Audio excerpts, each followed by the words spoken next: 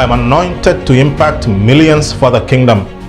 I am anointed for rising royal dynasties to disciple nations.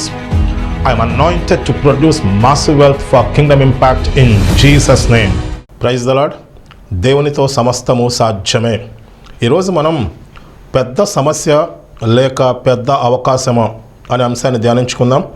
విశ్వాసంతో వాక్యాన్ని వీక్షించండి, ఖచ్చితంగా గొప్ప కార్యాలు పొందుకుంటారు. మహాపరిశుద్ధుడా, సర్వశక్తి కలిగిన దేవా, ఈ కార్యక్రమాన్ని లక్షల మందికి ఆశీర్వాదకరంగా దీవించండి. వీక్షిస్తున్న ప్రతి ఒక్కరూ వారి సమస్యల్ని, వారి బంధకాలని జయించుకుని బయటకు రావాలి. మీ నామానికి మహిమకరంగా గొప్ప కార్యాలు చేయాలి, మీ చిత్తాన్ని నెరవేర్చాలి. అలాగున దీవించమని నజరేయుడైన యేసు నామములో అడిగి వేడుకుంటున్నాం తండ్రి, ఆమేన్. సంఖ్యాకాండము 14వ అధ్యాయం 1-4 వచనాలు చదువుకుంటాం చూడండి. అప్పుడు ఆ సర్వ సమాజము ఎలుగెత్తి కేకలు వేశాను. ప్రజలు ఆ రాత్రి అంతా ఎలుగెత్తి ఏడ్చిరి. మరియు ఇజ్రాయేలీయులందరూ మోషే ఆరోనులపై సణుక్కొనిరి. ఆ సర్వ సమాజము, అయ్యో, ఐగుప్తులో మేమేలా చావలేదు, ఈ అరణ్యమందు మేమేలా చావలేదు, మేము కత్తివాత పడినట్లు యెహోవా మమ్మును ఈ దేశంలోనికి ఎలా తీసుకువచ్చాను, మా భార్యలు మా పిల్లలు కొల్లపోవుదురు, తిరిగి ఐగుప్తుకు వెళ్ళటం మాకు మేలు కాదా అని వారితో అనిరి. వారు, మనము నాయకుని ఒకరు నియమించుకుని ఐగుప్తునకు తిరిగి వెళుదామని ఒకరితో ఒకరు చెప్పుకొనగా. జాగ్రత్తగా ఈ వాక్యం వినండి. ఇజ్రాయేలీయులు ఐగుప్తు దేశంలో బానిసలుగా ఉన్నారు. వాళ్ళు దుర్భరమైన జీవితాన్ని జీవిస్తున్నారు. దుర్భరమైన జీవితాన్ని జీవిస్తున్నప్పుడు వారి ప్రార్థన ఆలకించి దేవుడు మోషేని పంపించి అనేకమైన అద్భుత కార్యాలు చేసి ఐగుప్తు బానిసత్వం నుంచి విడిపించి ఎర్ర సముద్రాన్ని 2 పాయలుగా చేసి వాళ్ళని 6 నెలలు నడిపించి బయటకు తీసుకొస్తారు. ఇన్ని గొప్ప కార్యాలు జరిగిన తర్వాత దేవుడు వారి పట్ల కలిగి ఉన్న ఉద్దేశం ఏంటి? వాళ్ళు పాలు తేనెలు ప్రవహించే దేశాన్ని స్వాధీనం చేసుకోవాలి. అక్కడ ఉన్న పరిస్థితులను చూసి, అక్కడ అనాకు వంశస్థులు ఉన్నారు, దీర్ఘదేహులు ఉన్నారు, అంటే జాయింట్స్ ఉన్నారు.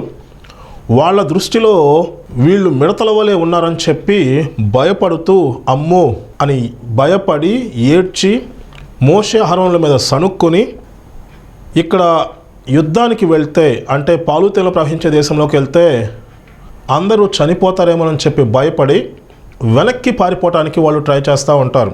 వాళ్ళు పెద్ద సమస్య అని చెప్పి దేనికైతే భయపడుతున్నారో, అమ్మో మా వల్ల కాదు, మేము చేయలేమని చెప్పి మోషే అహరోనుల మీద తిరగబడి వెనక్కి వెళ్ళిపోదాం అనుకుంటారు. కొత్త నాయకుడిని ఏర్పాటు చేసుకుందాం అనుకుంటారు. ఇక్కడ నా ప్రశ్న ఏంటంటే, దేవుడు ఏదైనా చెప్తే ఇవన్నీ ఆలోచించకుండా చెప్తాడా? దేవునికి సమస్తము తెలుసు కదా. ఆయన మనకులాగా ఉదయం ఒక మాట, సాయంత్రం ఒక మాట చెప్పడుగా. అబద్ధం ఆడటానికి ఆయన నరుడు కాదు. ఇచ్చిన మాట వెనక్కి తీసుకోవడానికి ఆయన నరపుత్రుడు కాదు. ఆయన చెప్పి చేయకుండునా, మాట ఇచ్చి స్థాపించకుండునా అని చెప్పి బైబిల్లో ఉంది. దేవుడు ఏదైనా మాట చెప్పాడంటే ఒక్కసారి మీరు ఆలోచించండి, ఖచ్చితంగా ఆ మాట దేవుడు నెరవేరుస్తాడు. ముందు మనం దేవుని గొప్పతనం తెలుసుకోవాలి. సమస్త సృష్టిని సృష్టించిన దేవుడు ఆయన. సమస్త సృష్టిని తన వాక్కు చేత నడిపిస్తున్నాడు. అంత శక్తిగల దేవుణ్ణి, జీవం గల దేవుణ్ణి మనం ఆరాధిస్తున్నాం. అంత గొప్ప దేవుడు తన అబద్ధం చెప్తాడా? క్రైస్తవులు దేవుని మాట వినకపోవటం వల్ల, దేవుని చెప్పింది నమ్మకపోవటం వల్ల, విశ్వాసంతో దేవుడు చెప్పింది చేయకపోవటం వల్ల అనేకమైన సమస్యల్లో, బంధకాల్లో, ఇబ్బందుల్లో ఉండి భయంకరమైన పరిస్థితుల్లో జీవిస్తున్నారు. ఇప్పటికి కూడా అలాగే జరుగుతుంది. నమ్ముతున్నాం అనుకుంటున్నారు కానీ వాళ్ళు పూర్తిగా నమ్మట్లా. వాళ్ళు ఎలా నమ్ముతున్నారు? బయట ఉన్న పరిస్థితులను చూస్తున్నారు. బయట ఉన్న పరిస్థితుల ప్రకారం వాళ్ళ సమస్య పోద్దంటే దేవుడు తీసేస్తాడంటే నమ్ముతున్నారు. బయట ఉన్న పరిస్థితుల ప్రకారం ఆ సమస్య పోదంటే ఇక దేవుడు చెప్పింది కూడా నమ్మట్లా. దేవుడు బయట ఉన్న పరిస్థితుల ప్రకారం పనిచేస్తాడా? ఒకసారి ఆలోచించండి. దేవునికి సమస్తము సాధ్యమే. దేవుడు అంటాడు, నేను సర్వ శరీరులకు దేవుడను, నాకు అసాధ్యమైనది ఏదైనా కలదా? బయట పరిస్థితులు కాదు మనం నమ్మేది, దేవుని వాగ్దానాన్ని నమ్మాలి, దేవుణ్ణి నమ్మాలి.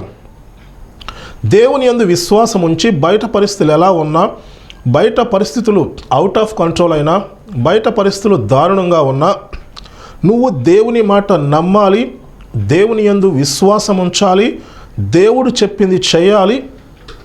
ఆ టైంలో నువ్వు దేవుని యందు విశ్వాసం ఉంచితే, ఆ టైంలో నువ్వు దేవుని పనికి ఇస్తే, ఆ టైంలో నువ్వు నమ్మితే దేవుడు ఏం చేస్తాడు తెలుసా? ఆ పరిస్థితులు మొత్తాన్ని మార్చేస్తాడు.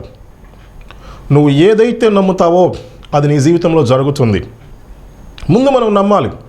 ఇజ్రాయేలీలు వాళ్ళు చూడండి ఎటువంటి పరిస్థితుల నుంచి బయటకు వచ్చారు.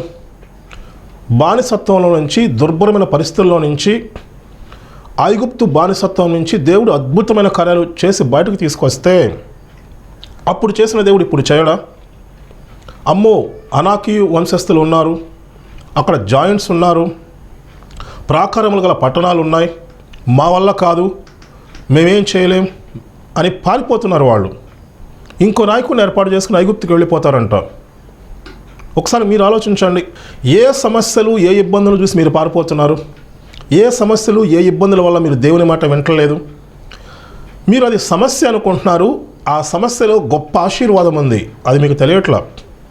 పాలు తేనెలు ప్రవహించే దేశంలోకి వెళ్ళటం పెద్ద సమస్య అనుకుంటున్నారు. వాస్తవంగా అది పెద్ద ఆశీర్వాదం. వాళ్ళ జీవితాల్లో గొప్ప ఆశీర్వాదాన్ని వాళ్ళు పొందుకుంటారు. నువ్వు సమస్య అనుకుంటున్నావే, అది ఆశీర్వాదం. అసలు నువ్వు ఆ సమస్యను జయించి బయటికి రావాలి. ఎలా జయించి బయటకు వస్తావు? నువ్వు దేవుని మాట వింటే, ఆ టైంలో దేవుని నమ్మితే, దేవుని యందు విశ్వాసం ఉంచితే దేవుడు నిన్ను బలపరుస్తాడు. దేవుడు నీకు త్రోవలు సరళం చేస్తాడు. ఆ సమస్యని జయించేలా బయటికి రావాలో దేవుడు నీకు చెప్తాడు. నువ్వు ఎందుకు అదంతా నేర్చుకుంటున్నావంటే, ఆ సమస్యను జయించి బయటకు వచ్చిన తర్వాత నీకులాగా సమస్యలో చాలామంది ఉన్నారు, వాళ్ళందరూ నువ్వు బయట తీసుకురావాలి. అది దేవుడు నీకు నేర్పిస్తున్నాడు. నువ్వు సమస్య అనమాకండి. ఆ సమస్య ద్వారా పెద్ద అవకాశం ఉంది. సమస్య ద్వారా గొప్ప ఆశీర్వాదాన్ని నువ్వు పొందుకోబోతున్నావు. నువ్వు దేవుని మాట వినాలి. వెళ్ళి చూపును బట్టి కాక మనం విశ్వాసాన్ని బట్టి నడుచుకోవాలి. బయట పరిస్థితులు ఎలా ఉన్నాయి కాదు, బయట పరిస్థితులను దేవుడు మార్చేస్తాడు. నువ్వు దేవుని యందు విశ్వాసం ఉంచాలి, దేవుని మాట యందు విశ్వాసం ఉంచాలి. ఇజ్రాయేలీలు భయపడిపోతున్నారు కదా. ఎవరిని చూసి భయపడుతున్నారు? అనాకు వంశస్థుల్ని. వాళ్ళు బలాఢ్యులు, వాళ్ళు యోధులు, ప్రాకారం గల పట్టణాలు ఉన్నాయి, వాళ్ళని మేము జయించలేమని చెప్పి భయపడుతున్నారు. వాళ్ళు ఏం చేస్తున్నారు ఒకసారి చూద్దాం. యెహోషువ గ్రంథం 2వ అధ్యాయం 10-11 వచనాలు. మీరు ఐగుప్తు దేశంలో నుండి వచ్చినప్పుడు మీ ఎదుట యెహోవా ఎర్ర సముద్రమును నీరును ఎలాగో ఆరిపో చేసెనో, యోర్దాను తీరమునున్న అమోరీయుల ఇద్దరు రాజులైన సిహోనుకును ఓగునకు మీరు ఏమి చేసితురో, అనగా మీరు వారిని ఎలాగో నిర్మూలన చేసితురో ఆ సంగతి మేము వింటిమి. మేము వినినప్పుడు మా గుండెలు కరిగిపోయెను. మీ దేవుడైన యెహోవా పైన ఆకాశమందును కింద భూమి యందును దేవుడే. మీ ఎదుట ఎట్టి మనుషులకైనను ధైర్యం ఏమాత్రము ఉండదు.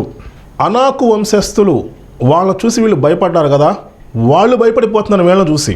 ఎందుకనంటే దేవుడు ఎర్ర సముద్రాన్ని 2 పాయలుగా ఎలా చేశారో, వాళ్ళు అరణ్యంలోకి వచ్చిన తర్వాత అమోరీయుల ఇద్దరు రాజులని ఓడిస్తారు, సిహోను ఓగును. అది చూసేసరికి ఈ కనాను దేశంలో నివసించే వాళ్ళంతా భయపడిపోతారు. వాళ్ళకి ఏమాత్రం ధైర్యం ఉండదు. దేవుడైన యెహోవాను బట్టి వాళ్ళు భయపడిపోయి వాళ్ళు వణికిపోతుంటే, ఇజ్రాయేలీలు దేవుని మాట నమ్మకుండా, దేవుని యందు విశ్వాసం ఉంచకుండా, దేవుడు చెప్పింది చేయకుండా వీళ్ళు భయపడి జీవితాంతం ఎడారిలో గడిపేస్తారు, జీవితాంతం సమస్యలోనే గడిపేస్తారు. మొదటి పాయింట్ ఏంటంటే, దేవుడు ఏ విషయం ఊరికే చెప్పడు. దేవుడు ఏదైనా మాట చెప్పాడంటే దేవునికి తెలియదా? దేవునికి సమస్తము తెలుసు. దేవుడు ఆలోచించి మాట్లాడతాడు. దేవుడు తను చెప్పింది ఖచ్చితంగా చేస్తాడు. తనకంటే తన వాక్యానికి దేవుడు విలువిస్తాడు. దేవుని మాట వినండి, ఖచ్చితంగా గొప్ప కార్యాలు పొందుకుంటారు మీరు. దేవుని యందు విశ్వాసం ఉంచండి, దేవుడు చెప్పింది చేయండి, ఖచ్చితంగా మీ జీవితాలు మారిపోతాయి. దాని గురించి మనం ధ్యానించుకుంటున్నాం. దానియేలు సింహం బోన్లోకి వెళ్ళాడు. సింహం బోన్లోకి వెళ్ళినప్పుడు తను విశ్వాసంతో నిలబడతాడు. సింహాల బోన్లో ఉన్నప్పుడు నీకు విశ్వాసం లేదనుకోండి, ఏమవుతుందో చెప్పండి, ఆ సింహాలు నేను తినేస్తాయి. చాలామంది క్రైస్తవులు సమస్యల్లో, బంధకాల్లో, ఇబ్బందుల్లో ఉండి విశ్వాసం నుంచి వెనకంజ వేస్తున్నారు. సింహాల బోన్లో ఉన్నప్పుడు నీకు విశ్వాసం లేకపోతే, విశ్వాసం నుంచి వెనకంజ వేస్తే ఆ సింహాలు నేను తినేస్తాయి. ఆ సమస్యలు నీ జీవితాన్ని నాశనం చేస్తాయి. ఆ బంధకాల్లో నువ్వు కూరుకుపోతావు, ఆ ఇబ్బందుల్లో నువ్వు ఉండిపోతావు. చాలామంది క్రైస్తవులు చేసే పని అదే. సమస్యలు ఉన్నాయి, ఇబ్బందులు ఉన్నాయి, ఆ సమస్యల్లో విశ్వాసం నుంచి పక్కెళ్తే ఎట్లా? దానియేలు విశ్వాసంతో ఉన్నాడు. ఒక్కసారి నువ్వు సింహాల బోన్ నుంచి బయటకు వచ్చావంటే నువ్వు ఉన్నత స్థానానికి వస్తావు. ఎప్పుడైతే దానియేలు సింహాల బోన్ నుంచి బయటకు వచ్చాడో రాజు దానియేలుని ఉన్నతమైన స్థానానికి తీసుకొస్తాడు. ఆ సమస్య ఎందుకుందంటే నిన్ను ఉన్నతమైన స్థానానికి తీసుకురావడానికి ఉంది. ఇజ్రాయేల్ దేశం మీదకి గొల్యాతు వస్తాడు, అందరూ పారిపోతూ ఉంటారు. అది ఒక పెద్ద సమస్య. దావీదు చూడండి, దావీదు ఏమంటాడు తెలుసా? జీవము గల దేవుని సైన్యమును తిరస్కరించుటకు ఈ సున్నతి లేని ఫిలిస్తీయుడు ఎంతటి వాడు. అందరికీ సమస్య. దావీదు ఎక్కడో గొర్రెలు కాచుకునే వ్యక్తి. దావీదుని దేవుడు ఏర్పాటు చేసుకున్నాడు, దేవుడు ట్రైనింగ్ ఇచ్చాడు. అడవిలో గొర్రెలను ఎత్తుకుపోవడానికి సింహము ఎలుగుబంటి వచ్చినప్పుడు తను పోరాడి వాటిని జయించి ఆ గొర్రెలను కాపాడుకుంటాడు. దేవుని ట్రైనింగ్లో దావీదు ఉన్నాడు. దేవుని గొప్పతనం దావీదుకు తెలుసు. ఇజ్రాయేల్ ప్రజలందరికీ దేవుడు తెలుసు, వాళ్ళు దేవుణ్ణి ఆరాధిస్తున్నారు. కాకపోతే వాళ్ళు పైన ఆరాధిస్తున్నారు. దావీదుకి మిగతా వాళ్ళకి ఉన్న డిఫరెన్స్ ఏంటి? దావీదుకు ఒక్కడికే దేవుని యొక్క గొప్పతనం, దేవుడు తను మాట మీద నిలబడతాడు, తను చెప్పింది దేవుడు చేస్తున్న విషయం లోతుగా తెలుసు. దేవుని మాట కోసం తను ఏం చేయడానికైనా సిద్ధపడతాడు. గొల్యాతుతో యుద్ధానికి వెళ్ళాలంటే అందరికీ ఏంటి సమస్య? యుద్ధంలో చనిపోతామేమో అని భయం. దావీదు ధైర్యంగా ఎలా వెళ్తాడు? అడవిలో ఉన్నప్పుడు సింహం యొక్క బారి నుండి, ఎలుగుబంటి యొక్క బారి నుండి దేవుడు దావీదుని రక్షిస్తాడు, సింహంతో పోరాడతాడు. దేవుడు కాపాడకపోతే దావీదు పరిస్థితి ఏంటి? తన అడవిలో ఉన్నాడు. దావీదుకి దేవుని గురించి బాగా తెలుసు, ఖచ్చితంగా దేవుడు కాపాడుతాడు. మిగతా వాళ్ళకి దేవుని గొప్పతనం తెలియదు. ఖచ్చితంగా దేవుడు కాపాడతాడని నమ్మకం వాళ్ళకి లేదు. ఖచ్చితంగా వాళ్ళ జీవితాలని మారుస్తాడు, ఖచ్చితంగా గొప్ప కార్యాలు పొందుకుంటారు, ఖచ్చితంగా మేము దేవుని చిత్తాన్ని నెరవేర్చాలి ఆ నమ్మకం లేదు. చిన్న చిన్న సమస్యలకి హల్లెలూయా అంటారు, దేవుని మాట వింటారు. ఏదైనా పెద్ద సమస్య వచ్చిందనుకో వెనకంజ వేస్తారు. గుర్తుపెట్టుకోండి, సింహాల బొనులో ఉన్నప్పుడు మీరు విశ్వాసం కోల్పోతే సింహాలు మిమ్మల్ని తినేస్తాయి. పెద్ద పెద్ద సమస్యలు, ఇబ్బందుల్లో ఉన్నప్పుడు మీరు విశ్వాసం నుంచి బయటకు వచ్చేసారనుకో ఆ సమస్యలు మీ జీవితాన్ని నాశనం చేసేస్తాయి. మీరు దేవుని నమ్మాలి. ఒక్కటే పరిష్కారం. మీ శక్తి వల్ల, మీ జ్ఞానం వల్ల, మీకున్న పరిస్థితుల వల్ల వాటి నుంచి బయటకు రాలేరు. దేవుని యందు విశ్వాసం ఉంచితే ఖచ్చితంగా మీరు బయటకు వస్తారు. ఆ టైంలో మనం దేవునితో సరైన సహవాసం కలిగి ఉండాలి. దావీదు దేవునితో సరైన సహవాసం కలిగి ఉన్నాడు. మరి చూడండి, ఆ విశ్వాసం క్రియల్లో చూపించాడు. గొల్యాతు మీదకి వెళ్తున్నాడు అంటే దాని అర్థం ఏంటి? యుద్ధంలో చనిపోయే అవకాశం ఉంది. కానీ దావీదుకు ఒక విషయం తెలుసు, ఖచ్చితంగా గొల్యాతు చేతి నుంచి దేవుడు నన్ను కాపాడుతాడు. నమ్మాడు కాబట్టి ధైర్యంగా వెళ్ళాడు, యుద్ధ భూమిలో కడిగిపెట్టాడు. మిగతా వాళ్ళకి నమ్మకం లేదు. ఇక్కడ మనం దేవునితో సరైన సహవాసం కలిగి ఉంటే ఎంత పెద్ద సమస్య నుంచైనా బయటకు వచ్చేస్తాం. ఆ సమస్య గొప్ప ఆశీర్వాదంగా మారుతుంది. దావీదు గొల్యాతును జయించిన తర్వాత దావీదు పరిస్థితి మారిపోతుంది. ఎక్కడో ఒక మారుమూల ప్రాంతంలో ఉన్న వ్యక్తి, తన గొర్రెలు కాచుకునే వ్యక్తి, ఇంట్లో కూడా పెద్ద విలువ లేదు. అయితే దావీదు దేవుని నమ్మాడు, దేవుని యందు విశ్వాసం ఉంచాడు, విశ్వాసాన్ని క్రియల్లో చూపించాడు, ధైర్యంగా యుద్ధ భూమిలోకి వెళ్తాడు. చనిపోయే పరిస్థితి ఉన్న దేవుడు నన్ను కాపాడుతాడని నమ్మాడు. నమ్మి గొల్యాతును జయించినప్పుడు ఓవర్ నైట్ ఒక్కసారిగా దేశంలో పెద్ద హీరో అయిపోతాడు. రాజు తన కుమార్తె నుంచి వివాహం చేస్తాడు. రాజు యొక్క సైన్యంలో అధికారి అవుతాడు. తర్వాత దావీదు చాలా సమస్యలు ఎదుర్కొన్నాడు. ఆ సమస్యలు కూడా దేవుడు ట్రైనింగ్ ఇచ్చాడు దావీదుకి. ఎందుకంటే భవిష్యత్తులో దావీదు రాజు అవ్వాలి. దేవుడు ట్రైనింగ్ ఇచ్చి తగిన సమయంలో దేవుడు దావీదును రాజుగా చేస్తాడు. పెద్ద సమస్య గొల్యాతు వచ్చారని చెప్పి అందరూ భయపడుతుంటే అది పెద్ద సమస్య కాదు, పెద్ద అవకాశం, నీ జీవితాన్ని మార్చే అవకాశం. ఈ వాక్యం వీక్షిస్తున్న మీరు, మీ జీవితంలో పెద్ద సమస్యలు, పెద్ద ఇబ్బందులు ఉన్నాయా? వాస్తవానికి ఏంటంటే ఆ సమస్యల ద్వారా మీకు పెద్ద అవకాశాలు వస్తాయి. గుర్తుపెట్టుకోండి, సింహాల బోన్లో ఉన్నప్పుడు విశ్వాసంతో ఉండాలి. విశ్వాసం లేదనుకోండి, ఆ సింహాలు మిమ్మల్ని చంపేస్తాయి. పెద్ద పెద్ద సమస్యల్లో ఉన్నప్పుడు మీరు విశ్వాసాన్ని కోల్పోయారనుకోండి, ఆ సమస్యలు మీ జీవితాన్ని నాశనం చేసేస్తాయి. పెద్ద పెద్ద సమస్యలు ఉన్నప్పుడు నువ్వు ఖచ్చితంగా దేవుని నమ్మాలి, వేరే ఆప్షన్ లేదు. నువ్వు దేవునితో సరైన సహవాసం కలిగి ఉండాలి. నువ్వు ఎక్కువగా ప్రార్థన చేయాలి, దేవుని యొద్ద నేర్చుకోవాలి, దేవుని వాక్యాన్ని ధ్యానించాలి, దేవునితో సహవాసం చేయాలి. అదే టైంలో నువ్వు దేవుని పనికి ఇవ్వాలి. ఇది చాలా ప్రాముఖ్యమైనది. నువ్వు నిండా మునిగిపోయినప్పుడు నీకు ముందు నుయ్య వెనక గొయ్య ఉన్నప్పుడు, ముందు ఎర్ర సముద్రం, వెనకాల ఫరో సైన్యం ఉన్నప్పుడు అప్పుడు నువ్వు దేవుని నమ్మాలి. అప్పుడు నువ్వు ప్రార్థన చేయాలి. అప్పుడు నువ్వు దేవుని వాక్యాన్ని ఎక్కువగా ధ్యానించాలి. అప్పుడు నువ్వు దేవుని పనికి ఇవ్వాలి. అప్పుడు నువ్వు దేవుని పనికి ఇచ్చావనుకో, దేవుడు నీకు అనేకమైన విషయాలు బయలుపరుస్తాడు. దేవుడు నీ పక్షాన కార్యం చేస్తాడు. దేవుడు నీ పక్షాన త్రోవలు సరళం చేస్తాడు. నువ్వు ఆ సమస్య నుంచి ఎలా బయటకు రావాలో దేవుడు నీకు తెలియచేస్తాడు. అది నీకు పెద్ద సమస్య కానీ దేవునికి సమస్య కాదు. పెద్ద పెద్ద సమస్యల నుంచి ఎలాగ బయటకు వస్తాం? అంత పెద్ద సమస్యలో ఉండి, అంత భయంకరమైన పరిస్థితిలో ఉండి, అప్పుడు నువ్వు దేవుని మాట వినాలి. అప్పుడు నువ్వు ఎక్కువగా ప్రార్థన చేయాలి. అప్పుడు నువ్వు దేవుని వాక్యాన్ని ధ్యానించాలి. అప్పుడు నువ్వు దేవుని పనికి ఇవ్వాలి. నువ్వు నిజంగా దేవుని నమ్ముతున్నట్టు. దావీదు గొల్యాతు మీదకి వెళ్ళిపోతాడు. గొల్యాతు మీదకి వెళ్తుంటే చిన్న విషయం కాదు, యుద్ధంలో చనిపోయే అవకాశం ఉంది.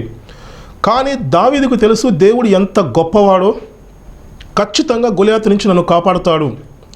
నువ్వు నమ్మాలి అది. ఖచ్చితంగా దేవుడు ఈ సమస్య నుంచి నన్ను విడిపిస్తాడు. నువ్వు నమ్మినప్పుడు దేవుని పనికి ఇస్తావు. నమ్మినప్పుడు ప్రార్థన చేస్తావు. నమ్మినప్పుడు సింహాల బొనలో నువ్వు విశ్వాసంలో ఎదుగుతావు. అంత పెద్ద సమస్యల్లో ఉన్నప్పుడు నువ్వు బలపడతావు. అప్పుడు దేవుడు నీకు జ్ఞానం ఇస్తాడు. ఎలా బయటికి రావాలో నీకు దేవుడు తెలియచేస్తాడు.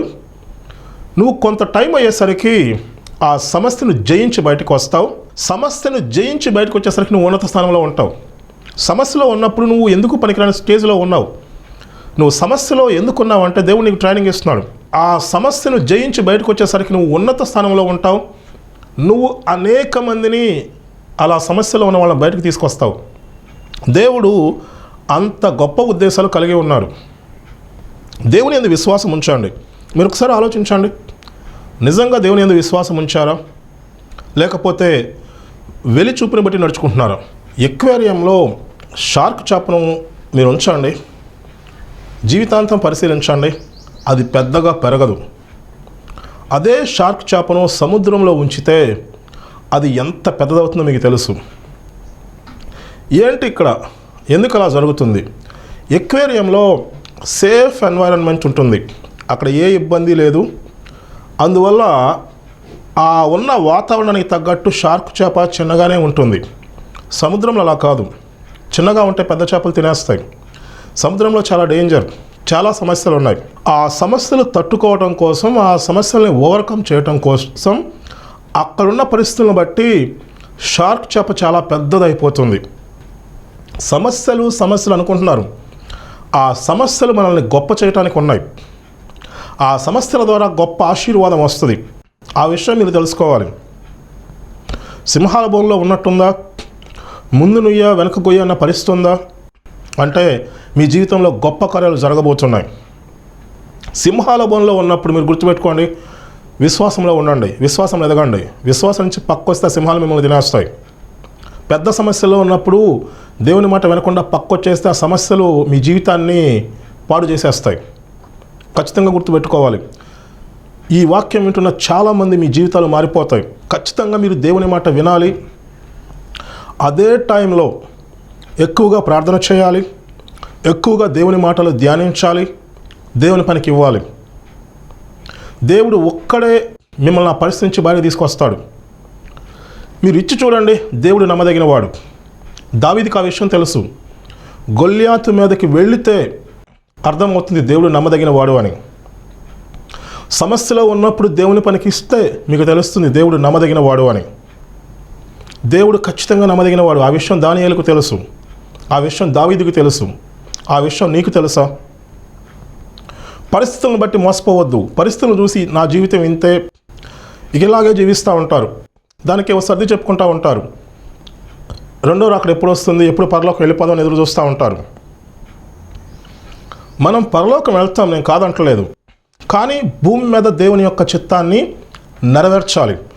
భూమి మీద దేవుని చిత్తాన్ని నెరవేర్చి మనం పరలోకం వెళ్ళాలి. యేసు ప్రభు ఈ లోకానికి వచ్చారు. ఎందుకు వచ్చారంటే అందరూ ఒక సమాధానం చెప్తారు, మన పాపాల నుంచి విడిపించి మనకు నిత్యజీవం ఇవ్వటానికి. కరెక్టే, కానీ అది పూర్తి ఆన్సర్ కాదు. మీరు చూడండి, ఆదాము అవ్వ ఏదైనా వనంలో ఉన్నప్పుడు దేవుడు తన పోలికలో తన స్వరూపమందు ఆదాము అవను సృజించాడు, మనల్ని సృజించాడు. దేవుడు సమస్త సృష్టిని సృజించి సమస్త సృష్టిని పరిపాలిస్తున్నాడు. మనం దేవుని పిల్లలం. ఒక రాజు ఎలా ఆలోచిస్తాడు? తనలాగా తన పిల్లలకు కూడా ఏలి పరిపాలించాలని చెప్పి ఆలోచిస్తాడు. దేవుడు భూమిని చేసి ఆ భూమిని మనకిచ్చేశాడు. ఆదామవతో దేవుడు అంటాడు, వాళ్ళని ఆశీర్వదించి మీరు ఫలించి అభివృద్ధి చెంది విస్తరించి భూమిని నిండించి దాన్ని లోబరుచుకోండి. మీరు ఆకాశ పక్షులను సముద్రపు చేపలను భూమి మీద ప్రాకు ప్రతి జీవిని ఏలుడని వారితో చెప్పాను. భూమి మొత్తాన్ని వారికి ఇచ్చేసి మీరు ఏలి పరిపాలించండి. ఏదైనా వనంలో సమృద్ధి ఉంది, ఏదైనా వనంలో శాపం లేదు, ఏదైనా వనంలో జీవవృక్ష ఫలం ఉంది, నిత్యజీవం అందుబాటులో ఉంది, ఏదైనా వనంలో బలహీనతలు లేవు, ఏదైనా వనంలో వాళ్ళు దేవునితో ముఖాముఖిగా మాట్లాడేవాళ్ళు. ఒక రకంగా చెప్పాలంటే ఏదైనా వనం అంటే పరలోకంలా ఉండేది. దేవునితో ముఖాముఖిగా మాట్లాడుతూ దేవునితో సహవాసం కలిగి సమృద్ధిలో ఉండేవాళ్ళు. ఏ శాపము ఏ బలహీనత లేదు. దేవుడు వాళ్ళతో ఏం చెప్పాడు? భూమి మొత్తాన్ని పరలోకంలా మార్చేయండి అని చెప్పాడు. వీళ్ళేంటి అపవాది మాట విని దేవుని మాట వినకుండా విశ్వాసం ఉంచకుండా మొత్తాన్ని సర్వనాశనం చేశారు. అపవాది మాట వినటం వల్ల శాపం వచ్చింది, దరిద్రం వచ్చింది, బంధకాలు వచ్చినాయి, మరణం వచ్చింది, దేవునికి దూరం అయిపోయారు. ఇప్పుడు చూస్తున్న పరిస్థితులన్నీ ఆదాము అవ్వ దేవుని మాట వినకపోవటం వల్లే స్టార్ట్ అయినాయి. యేసు ప్రభు ఎందుకు వచ్చాడో తెలుసా? ఓకే, మనకి నిత్యజీవం ఇవ్వడానికి వచ్చాడు, మన పాపాలు మన దోషాలు తీసివేయడానికి వచ్చాడు. అంతేకాకుండా మనం ఏమైతే కోల్పోయామో ఏదైనా వనంలో ఆ సమస్యలన్నిటికీ పరిష్కారంగా యేసు ప్రభు వచ్చాడు. మానవాళికి ఉన్న ప్రతి సమస్యకి పరిష్కారం చూపించడానికి యేసు ప్రభు వచ్చాడు. ఎలా అంటారేమో, ఆదాము అవ్వ ఎప్పుడైతే పాపం చేశారో వాళ్ళు దేవుని స్వరూపంలో దేవుని పోలికలో ఉన్నారు కదా, నీతిని కోల్పోయారు వాళ్ళు. యేసు ప్రభు ఆ నీతిని మరలా మనకు తిరిగిచ్చాడు. ఆ నీతిని మనకు తిరిగిచ్చాడంటే మరలా మనం దేవుని పిల్లలుగా మార్చబడ్డాం. ఎందరైతే యేసు ప్రభుని అంగీకరిస్తారో వాళ్ళు దేవుని పిల్లలు అవడానికి అధికారము ఇవ్వబడిందని చెప్పి బైబిల్లో ఉంది. మళ్ళా మనం దేవుని పిల్లలుగా మార్చబడ్డాం, మళ్ళా మనకు అధికారం వచ్చింది. మనం ఏం చేయాలంటే అదే టాస్క్, భూమి మొత్తాన్ని ఏదైనా వనంగా మార్చాలి. మీకు డౌట్ రావచ్చు, భూమి మొత్తాన్ని ఏదైనా వనంగా మేమెందుకు మార్చాలి, మేము పరలోకం వెళ్ళిపోవాలి, భూమి అంతా పాడైపోయింది అని చెప్పి మీరు అనుకోవచ్చు. మీరు బైబిల్ కరెక్ట్గా చదవండి. చివరిలో పరలోక పట్టణం యెరూషలేము అలంకరించబడి భూమి మీద దిగి వస్తుంది.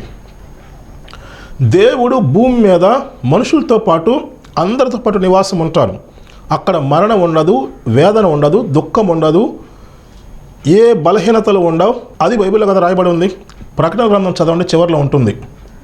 మీరు ఒకసారి ఆలోచించండి, భూమి మీద ఎప్పుడు దేవుడు మనుషులతో సహవాసం చేశారు? ఏదైనా వనంలో.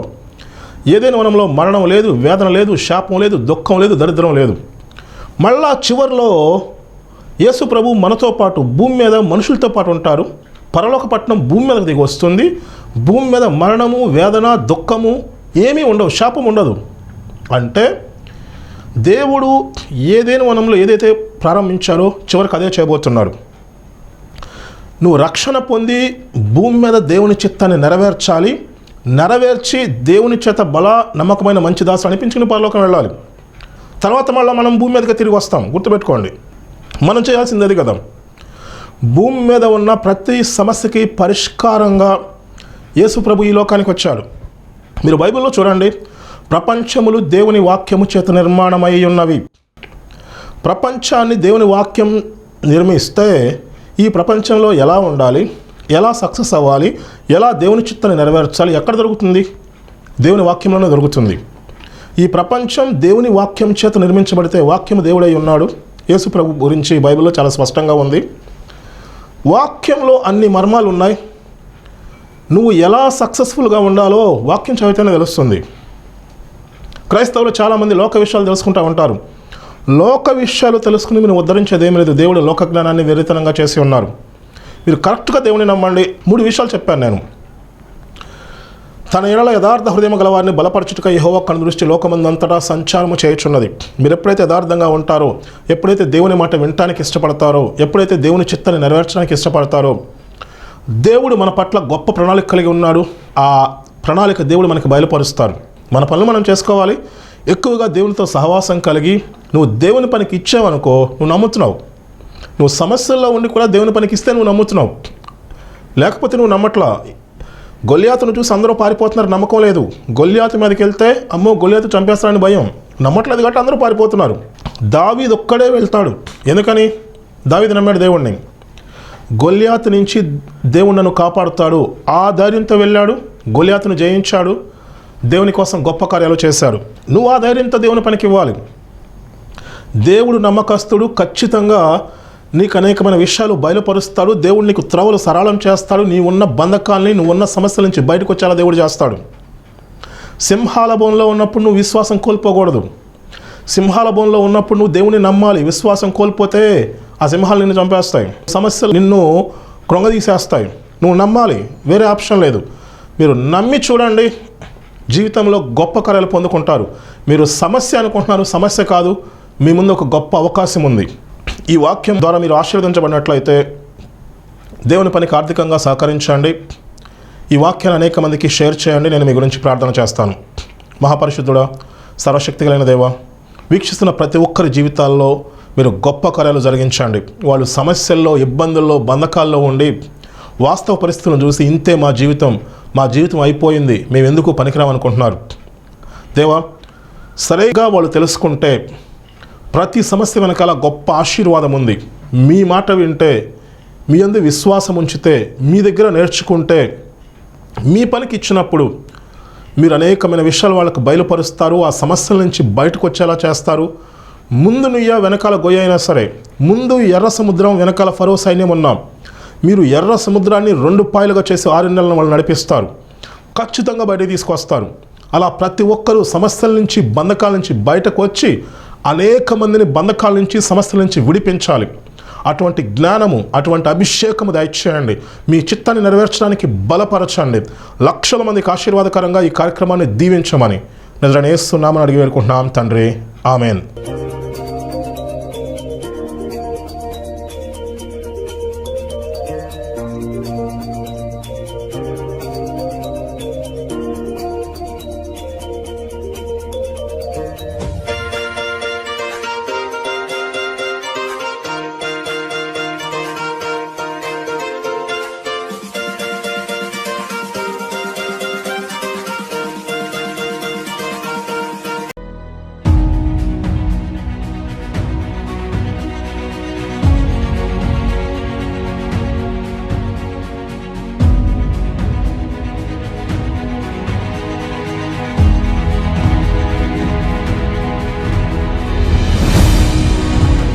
I am anointed to impact millions for the kingdom. I am anointed for rising royal dynasties to disciple nations. I am anointed to produce massive wealth for kingdom impact in Jesus' name.